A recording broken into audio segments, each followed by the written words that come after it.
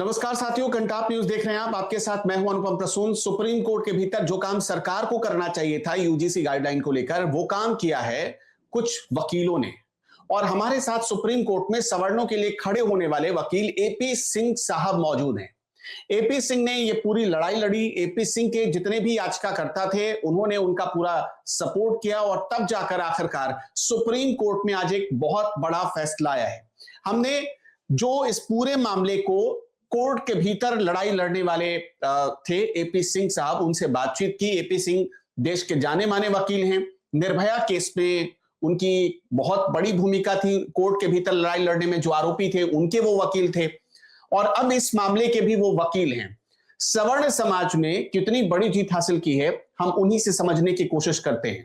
आज supreme court ने जो हम लोगों की याचिकाएं थी उनको सुना और उस पर स्टे लगा दिया, नोटिस कर दिया जारी सरकार को और 19 मार्च की तारीख दे दी है, जिसमें कहा गया कि जवाब दें। और माननीय chief justice of India honourable Suryakant ji ने, जयमाला बागीची ऑनरेबल जस्टिस ने, डबल बेंच ने साफ तौर पे कहा हम देश को किस तरफ ले जाना चाहते हैं, यूजीसी क्या चाहती है। क्या हम 78 साल की आजादी के बाद जो हमारी बात थी, जो मैं कह रहा था, क्या जातिगत संघर्ष में अपने छात्र छात्राओं को भेजना कर चाहते हैं? क्या हम अपने शिक्षकों का भी इतने वर्षों के बाद इस अपमान की दृष्टि से देखें कि वो एफिडेविट दें या जातिगत संघर्ष हो और फिर झूठी शिकायत करने के बाद उस पर कोई कार्रवाई भी ना हो, लीगल एक्शन भी ना हो। इस तरह से लगातार ये जो सवर्ण का जिस तरह से नरसंहार वाली बात थी, वो उस पर रोक लगाई, जिससे कि आंदोलन हो, धरना हो, प्रदर्शन हो। अब सवर्ण आगजनी नहीं कर सकता, सवर्ण आंदोलन उस तरह से नहीं कर सकता कि हिंसक हो, क्योंकि राष्ट्र उसका है, देश उसका है, देश को बनाने का काम सवर्ण ने किया है, समाज को जोड़ने का काम किया है, राष्ट्र हित के लिए काम किया है, भारत माता के लिए काम किया है, और यही सरकार का भी ध्यान था। लेकिन हाँ, कुछ लोग ऐसे थे जो शिक्षा मंत्रालय में थे, जिसके लिए हमने लीगल रिप्रेजेंटेशन भी दिया और इसीलिए हमने अपनी याचिका में भी शिक्षा मंत्रालय को, केंद्रीय शिक्षा मंत्रालय को रखा, जिसमें उन्होंने यूजीसी के द्वारा इस तरह से असंवैधानिक ये गजट लाए, जो कि पूर्ण रूप से असंवैधानिक था। आर्टिकल 14, 16, 20, 21 अधिकारों का हनन था, जो मूल अधिकारों का हनन था, जो हमारा संविधान की मूल आत्मा थी, उसका हनन था। तो उसका विरोध था, जिसके लिए हमारी महासभा, चाहे डॉक्टर कुंवर हरिवंश सिंह पूर्व सांसद रहे हों, चाहे राष्ट्रीय अध्यक्ष महेंद्र सिंह तंवर जी हों, चाहे भारतीय किसान यूनियन लोक शक्ति के मास्टर शिवराज सिंह जी हों, चाहे सवर्ण मोर्चा के संजीव कुमार सिंह जी रहे हों, चाहे कोई भी। एक चीज ये बताइए कि सरकार का रुख क्या था सुप्रीम कोर्ट पे? सरकार क्या सॉफ्ट थी? सरकार के तेवर को देखकर अभी तक आपको क्या अंदाजा लगा है? क्या सरकार रोल बैक करना चाहती थी इसको या नहीं चाहती थी? सरकार खुद पसोपेश में थी, क्योंकि सरकार के नारा जो मूलता नारा, देखिए अनुपम जी, आप देश के वरिष्ठ पत्रकार हैं, आपका चैनल पूरी दुनिया में देखा जाता है और मैं गर्व और विश्वास के साथ कह सकता हूं, सरकार का नारा सबका साथ, सबका विकास, सबका विश्वास केवल कहने के लिए नहीं था। मोदी जी ने अगर इस देश को नारा दिया तो पूरा करने के लिए था। और इस यूजीसी के गैजेट के द्वारा सबका साथ, सबका विकास, सबके साथ न्याय, सबका विश्वास आहत हो रहा था। न सबका विकास हो रहा था, न सबका विश्वास मिल रहा था, न सबको न्याय मिल रहा था, वो आहत हो रहा था, वसुधैव कुटुंबकम आहत हो रहा था। तो सरकार तो सकते में थी ही, हो क्या गया। और इसीलिए माननीय सर्वोच्च न्यायालय ने हमारी याचिका को देखते हुए, गौर करते हुए उसको जल्दी सुनवाई के लिए लगाया। जो हमारी मांग थी, कल भी मांग की गई थी और आज उसको सुनवाई के लिए लगाया। और इस सत्य की जीत है। सत्य परेशान हो सकता है, पराजित नहीं हो सकता। बात हमारे देश के सवर्ण वर्ग की नहीं, हम देश में सर्वजन हिताय सर्वजन सुखाय, बहुजन हिताय बहुजन सुखाय पर चले हैं। वसुधैव कुटुंबकम हमारा ध्येय वाक्य है और यूजीसी इस ध्येय वाक्य को पूरी तरह से तोड़ रहा था, पूरी तरह से नष्ट नाबूद कर रहा था। मैं ये समझना चाहता हूं कि इस कानून में ऐसा क्या था जो ये कहा गया कि सवर्णों के खिलाफ है। आप जरा समझा सकते हैं कि आप चूंकि लड़ाई लड़ रहे हैं, ऐसा कौन सा पॉइंट है इसमें जिससे लगता है कि सवर्णों को फंसा दिया जाएगा? देखिए, इस समय जनरल कास्ट के बच्चों के, छात्र छात्राओं को कोई सुरक्षा की भावना थी। मैंने आंकड़े जो रखे उसमें 4.25 करोड़ पिछले वर्ष छात्र छात्राओं ने पढ़ाई की यूनिवर्सिटी डिग्री कॉलेज में। उनमें से सिर्फ जातीय इस तरह की शिकायत 318 आई। इसका मतलब था, अभी झूठी और सच्ची शिकायतों का भी नहीं पता, 318 शिकायतें आई। इसका मतलब ये पहली तो बात, इस कानून के बारे में किसी ने मांग की क्या? क्या आप जैसे वरिष्ठ पत्रकारों ने कभी उस पर डिबेट की? क्या संसद में चर्चा हुई? क्या लोकसभा राज्यसभा में चर्चा हुई?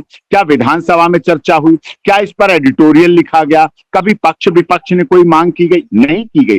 फिर इसको किस तरह से लाने की जरूरत थी? जब इस देश में SC/ST एट्रोसिटीज एक्ट है, जब इस देश में BNS है, कानून की धाराएं हैं, तो इसको किस तरह से लागू करने की जरूरत थी? नहीं था। जब वो काम कर रही हैं और हमारे देश के छात्र छात्राओं के जो गुरु ब्रह्मा गुरु विष्णु गुरु देवो महेश्वरार है, जो गुरुकुल परंपरा थी, उसका भी विनाश था।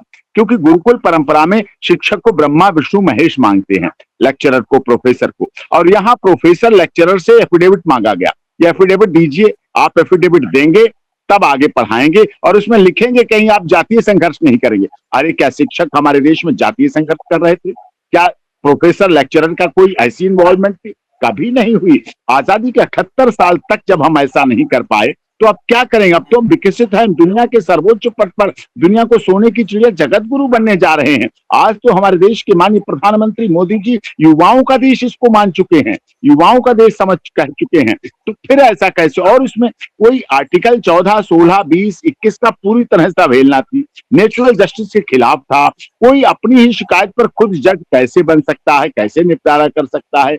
और इसमें ब्रेन ड्रेन होता।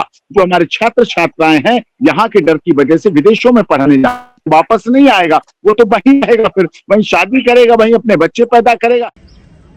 आज सुप्रीम कोर्ट के ऑनरेबल चीफ जस्टिस सूर्यकांत जी तथा ऑनरेबल जस्टिस जयमाला बागीची जी की डबल बेंच की कोर्ट ने जो UGC लेकर हमारी याचिकाएं थी, सवर्ण वर्ग की आशंका थी, सवर्ण वर्ग परेशान था, जिसके लिए सभी संगठन, सभी सवर्ण वर्गों के सभी संगठनों ने जो याचिकाएं यहां लगाई, उसमें आज बहुत महत्वपूर्ण निर्णय दिया कि जो UGC का रेगुलेशन गैजेट आया था 2026, उस पर रोक लगा दी है और अगली तारीख 19 मार्च दी है। सरकार को नोटिस किए हैं कि वो जवाब दे, तब तक रोक रहेगी। और इसमें जो आशंकाएं थी, जो डर था, जो सवर्ण छात्रों में डर था, सवर्ण माता पिता को डर था, वो कोर्ट ने इसको माना कि इस तरह से हम कास्टलेस समाज बनाने जा रहे हैं। हम आजादी के इतने वर्षों बाद समाज को जाति रहित बनाने जा रहे हैं और UGC का ये आर्बिट्रेटरी था, संविधान विरोधी था, संविधान के आर्टिकल विरोधी था। इसी को लेकर देश के तमाम संगठन, देश के तमाम सवर्ण वर्ग के लोग जो बात करते हैं, उनकी तरफ से याचिकाएं थी। महत्वपूर्ण दिन था, महत्वपूर्ण अवसर था, जिसमें इसमें स्टे होने का अर्थ है कि हमारी याचिकाएं, जो हम लोगों को आशंका थी, जो देश के तमाम लोगों को आशंका थी, वो आशंका सही थी। अब इसमें बहुत बहुत धन्यवाद। ये समस्त सवर्ण वर्ग की जीत है। देश के जो जाति रहित समाज चाहते हैं, जो राष्ट्रहित चाहते हैं, जो देशभक्ति के साथ जीते हैं, उनकी भी सबकी जीत है। और उन सबका भी धन्यवाद जो लगातार संघर्ष कर रहे थे। शांतिपूर्वक रहें, लॉ एंड ऑर्डर को मेंटेन करें। ऑनरेबल सुप्रीम कोर्ट का आदेश आने के बाद अब कोई भी ऐसा कार्य ना करें जिससे हमारे समाज को, राष्ट्र को खेद हो, राष्ट्र का अहित हो। इसीलिए आज ये माननीय सर्वोच्च न्यायालय का धन्यवाद कि उन्होंने स्टे दिया, और हमारे सभी याचिकाकर्ताओं का भी धन्यवाद कि उन्होंने बड़ी मेहनत से सारी चीजों को किया। सबका बहुत बहुत धन्यवाद।